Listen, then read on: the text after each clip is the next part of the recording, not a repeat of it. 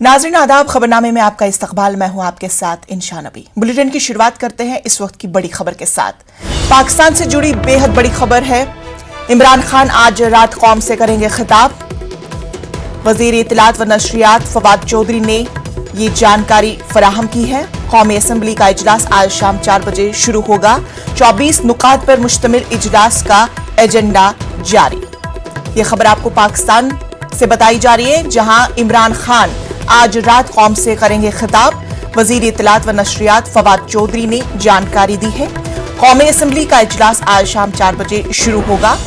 24 नुकात पर मुश्तमिल इजलास का एजेंडा जारी। पाकिस्तान से इस वक्त की बड़ी खबर आपको बता दें, वजीर आजम इमरान खान आज कौम से खिताब करेंगे। वजीर इत्तलात व नशरियात ने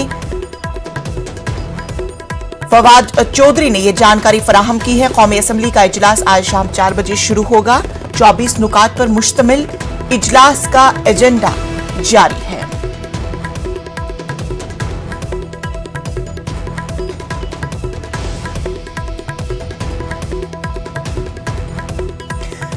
हमारे साथ पाकिस्तान से सीनियर सहाफी हमारे साथ जुड़ चुके हैं, कामरान साकी हमारे साथ जुड़ चुके हैं। कामरान साहब, आपका बेहद इस्तकबाल न्यूज़ 18 में। कामरान साहब, आज रात कौम से खिताब में इमरान खान क्या कह सकते हैं? देखिए, पहले भी जो उनके खिताब थे हमने पिछले 3 साल में सुने हैं, उनमें कोई काम की बात उस तरह से काबिल तारीफ जो है वो तो नजर नहीं आती। लेकिन उम्मीद है कि उसमें वो कौम को एतमाद में लेने की कोशिश करेंगे।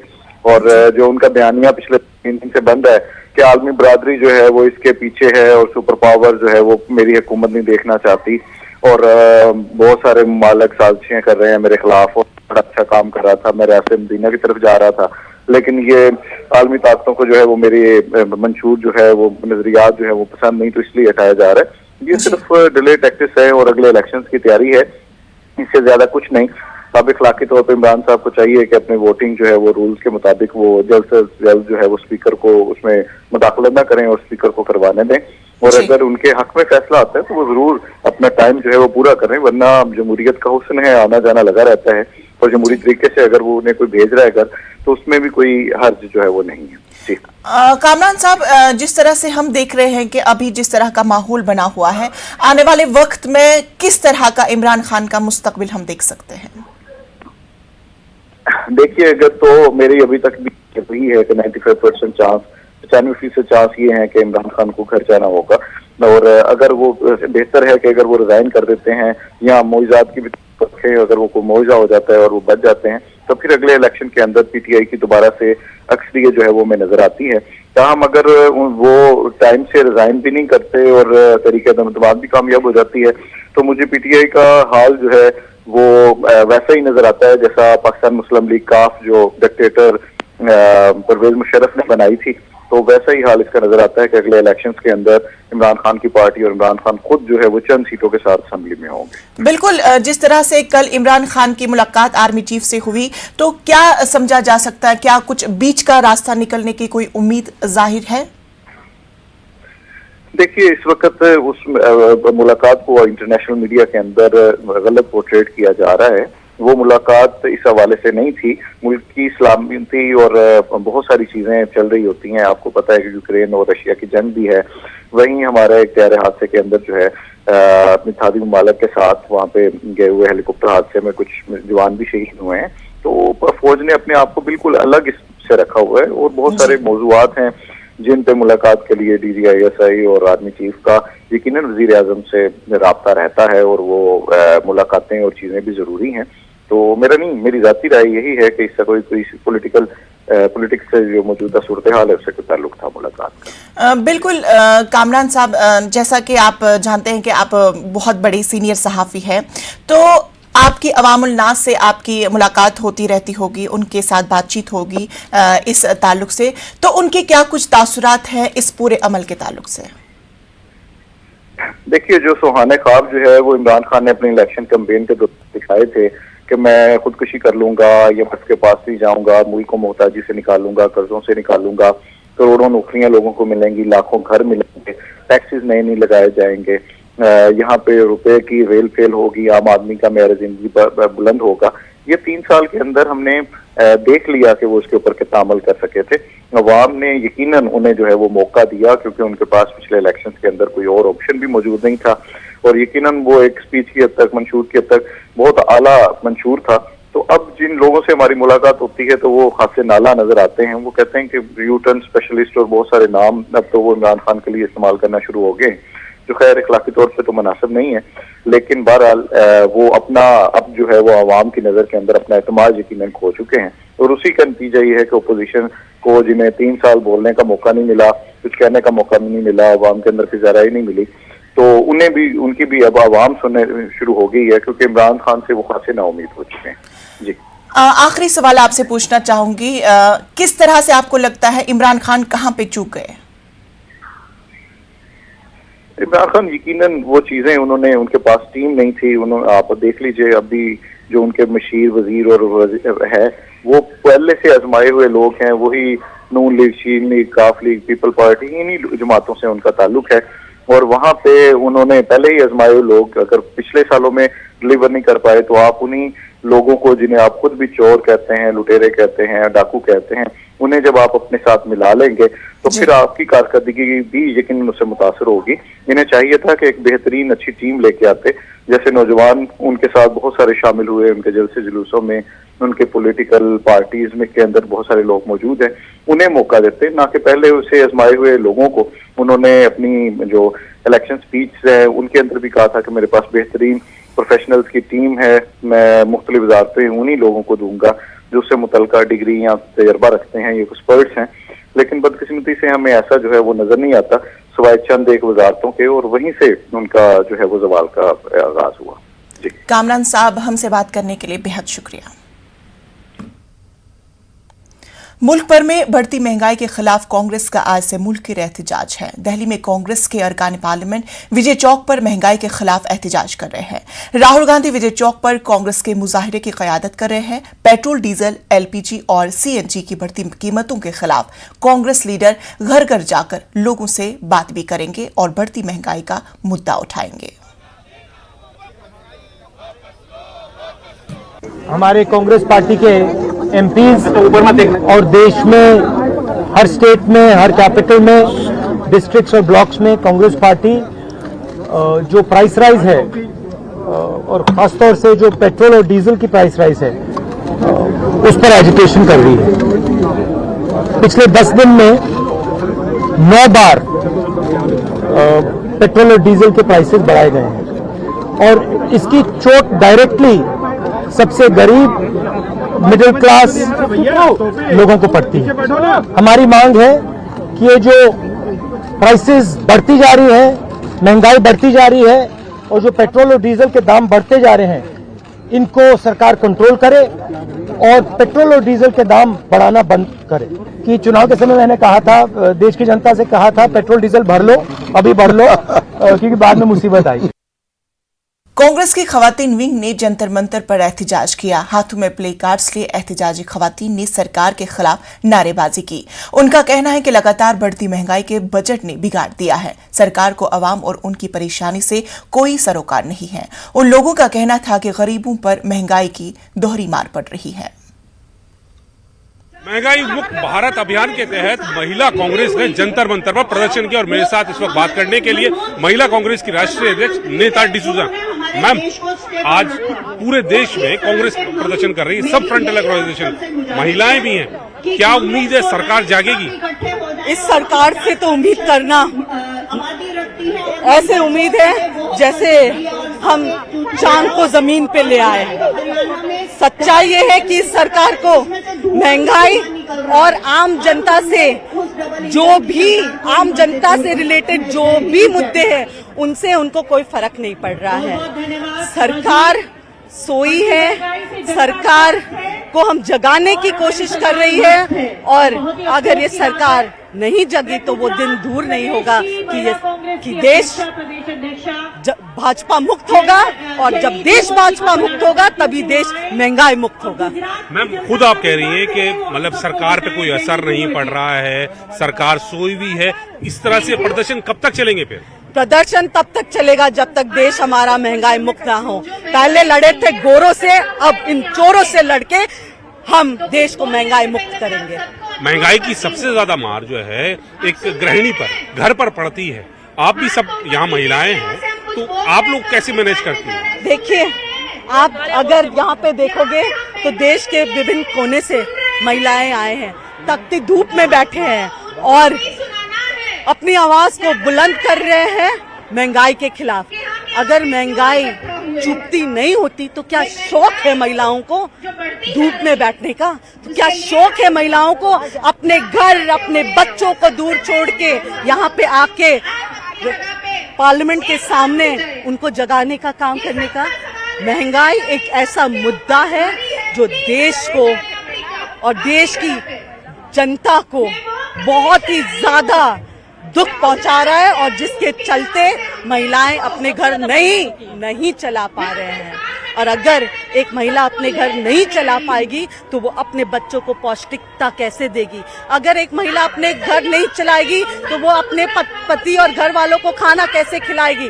और जब हालात ऐसा होगा देश का, तो देश किस तरफ बढ़ रही है ये सोचना जरूरी है। तो नेता डिसूजा कह रही है कि सरकार सोई है और उनको जगाने के लिए महिलाओं को तपती धूप में घर छोड़कर प्रदर्शन करना पड़ रहा है।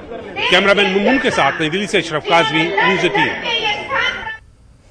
आज भी पेट्रोल और डीजल की कीमतों में इजाफा किया गया। दिल्ली में फी लीटर पेट्रोल और डीजल की कीमतों में 80 पैसे का इजाफा किया गया, जिसके बाद दिल्ली में पेट्रोल 101 रुपए 81 पैसे जबकि डीजल 93 रुपए 7 पैसे फी लीटर हो गया है। वहीं मुंबई में फी लीटर पेट्रोल की कीमत में 84 पैसे का इजाफा किया गया। अब मुंबई में फी लीटर पेट्रोल 116 रुपए 72 पैसे में मिल रहा है, जबकि डीजल 100 के पार चला गया। पेट्रोल और डीजल की कीमतों में 10 दिनों में 90 बार इजाफा किया गया।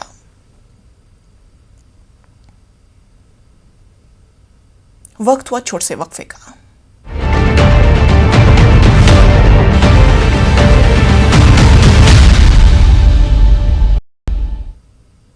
ब्रेक के बाद इस्तकबाल। दिल्ली के वजीर आला केजरीवाल की रिहाइशगाह पर हुए एहतजाज मामले पर आम आदमी पार्टी ने दिल्ली हाई कोर्ट में अर्जी दाखिल की है और पूरे मामले की एसआईटी जांच की अपील की है। बीजेपी युवा मोर्चा के कारकुनान पर तोड़फोड़ का इल्जाम आयद है। इस सिलसिले में अब तक 8 अफराद को गिरफ्तार किया गया। वहीं मनीष सिसोदिया ने केजरीवाल के कत्ल की साजिश का इल्जाम आयद किया। इन दिनों दिल्ली में द कश्मीर फाइल्स फिल्म को लेकर बीजेपी और दिल्ली हुकूमत के दरमियान कशमकश देखने को मिल रही है। दिल्ली बीजेपी मुसलसल दिल्ली में फिल्म को टैक्स फ्री करने का मुतालबा कर रही है। इसी हवाले से बीजेपी लीडर तेजिंदर पाल सिंह बग्गा ने दिल्ली में केजरीवाल हुकूमत के खिलाफ पोस्टर लगाए हैं। कश्मीर फाइल्स फिल्म को लेकर दिल्ली बीजेपी और दिल्ली सरकार के बीच लगातार तकरार देखने के लिए मिल रही है। दिल्ली बीजेपी की मांग है कि कश्मीर फाइल्स को दिल्ली में टैक्स फ्री किया जाए, जबकि दिल्ली सरकार इस पर कोई संज्ञान नहीं ले रही है और लगातार बीजेपी के नेताओं के बीच और आम आदमी पार्टी के नेताओं के बीच में तकरार देखने के लिए मिल रही है। सोशल वॉर भी देखने के लिए मिल रही है और अब दिल्ली में पोस्टर्स लगाए गए हैं। आप मेरे पीछे देख रहे होंगे कि तेजिंदर पाल सिंह बग्गा की तरफ से पूरी दिल्ली में पोस्टर लगाए गए हैं, जिसमें साफ तौर से कश्मीर फाइल फिल्म को लेकर लिखा गया है कि सुनो केजरीवाल, तुम झूठी फिल्म जिसे बताते हो वो दर्दनाक इतिहास है हमारा। तो जिस तरीके से द कश्मीर फाइल्स को लेकर दिल्ली सरकार का कहना है कि इसमें जो दिखाया गया है वो सही नहीं है, बल्कि जो हकीकत है वो वहां पर नहीं दिखाई गई है, एक ही पक्ष को दिखाया गया है, इस तरीके की बातें वहां से की जा रही हैं। हालांकि दिल्ली बीजेपी लगातार फिल्म को टैक्स फ्री करने की मांग कर रही है। उनका कहना है कि कश्मीर फाइल्स में जो दिखाया गया है वो कश्मीरी पंडितों का दर्द है, उनके साथ जो हुआ वो हकीकत यहाँ पर बयान की गई है। तो दोनों ही पार्टियां अपनी तरफ से लगातार तकरार करती हुई नजर आ रही हैं और तकरार का आलम यह है कि अब दिल्ली में इस तरीके के पोस्टर्स जगह जगह पर लगाए गए हैं और तेजिंदर पाल सिंह बग्गा ने ये पोस्टर आम आदमी पार्टी ऑफिस के बाहर भी लगाया है। अब देखना होगा कि दिल्ली सरकार इस पोस्टर का क्या कुछ जवाब देती है। कैमरा पर्सन जगदीश गौतम के साथ रचना, न्यूज़ 18 दिल्ली। कश्मीर में लड़कियों को खेलकूद के मैदान में अपनी सलाहियतों को बरोए कार लाने और अपना करियर बनाने की गर्ज से महकमा यूथ सर्विस एंड स्पोर्ट्स की जानिब से शिमाली कश्मीर के जोन संगपोरा पटन में कायम तमाम सरकारी और निजी स्कूलों में ज़ैरी तालीम लड़कियों के लिए रोड रेस का एहतमाम किया। इस रोड रेस में 17 और 14 साल के जुमरे में 200 से जायद लड़कियों ने हिस्सा लिया। इस रेस का आगाज पुलिस और सिविल इंतजामिया के ओहदेदारों ने हरी झंडी दिखाकर संगपोरा से किया और न्यू कॉलोनी मत्तीपुरा में इख्तिताम पजीर हुई। मत्तीपुरा में इख्तितामी तकरीब पर पोजीशन हासिल करने वाली लड़कियों को इनामात और असनाद से नवाजा गया। इस रोड रेस में लड़कियों का खासा जोश देखने को मिला। इस अंडर 17 रोड रेस में हिस्सा लिया। मैं बहुत खुश हूँ। मैं आगे जाके एथलीट बनना चाहती हूँ। मैं ओलंपिक्स में हिस्सा लेना चाहती हूँ और आगे जाके स्ट्रगल करना चाहती हूँ और जम्मू कश्मीर का नाम रोशन करना चाहती हूँ। मैंने आज रोड रेस में हिस्सा लिया। मैं बहुत खुश हूँ कि हमारे स्कूल में हमें रेस करवाते हैं और किसी भी जहाँ भी खेलने के लिए जाते हैं वहाँ हमको हिस्सा लेने के लिए जाते हैं। मैं बहुत खुश हूँ कि हमारे टीचर इतने अच्छे हैं कि हमें इन तमाम खेलों में हिस्सा लेने देते हैं। एक लड़की होने के नाते मेरा ड्रीम यही है कि मैं एक स्पोर्ट्स गर्ल बनूँ। मैं चाहती हूँ कि मैं इंटरनेशनल गेम्स में पार्टिसिपेट करूँ। मुझे अच्छा लगता है इनमें पार्टिसिपेट करना और मेरा शौक़ है मैं एक ताइक्वांडो प्लेयर बनूँ और मैं इससे सेहत भी अच्छी रहती है। बेनिफिट भी इसमें बहुत सारे हैं। मेरा शौक़ बहुत बड़ा शौक़ है मैं एक ताइक्वांडो प्लेयर बनूं। मैं अपने सर का नाम रोशन करूं, अपने घर वालों का नाम और अपने स्कूल का नाम रोशन करूं। मेरा ड्रीम जो है इसी स्पोर्ट्स में बनाना चाहती हूं। मैं अपना करियर भी इसी में बनाना चाहती हूं। मेरा ड्रीम जो है इसी स्पोर्ट्स से आगे बढ़ाना। मध्य प्रदेश के शहर रेवा में मुनक्किद प्रोग्राम में कवाल शरीफ परवाज ने कहा कि गरीब नवाज चाहेगा तो भारत का पत्ता नहीं चलेगा। बताते चले कि जिस वक्त शरीफ परवाज ने ये बात कही उस वक्त मंगवा के एमएलए पंजू लाल प्रजापति समेत बीजेपी के दीगर इलाकाई लीडर भी प्रोग्राम में मौजूद थे। इस मामले में शरीफ परवाज के खिलाफ एफआईआर दर्ज की गई है। मध्य प्रदेश के रेवा के शहर मंगवा में कहा गया था। इसमें मुनक्किदा कवाली के प्रोग्राम में उत्तर प्रदेश से गए कवाल शरीफ परवाज ने बीजेपी के तमाम लीडरों की मौजूदगी में कहा कि मोदी जी कहते हैं हम हैं, योगी जी और अमित शाह कहते हैं हम हैं, लेकिन ये कौन है? गरीब नवाज चाहे तो भारत का पत्ता भी नहीं चलेगा।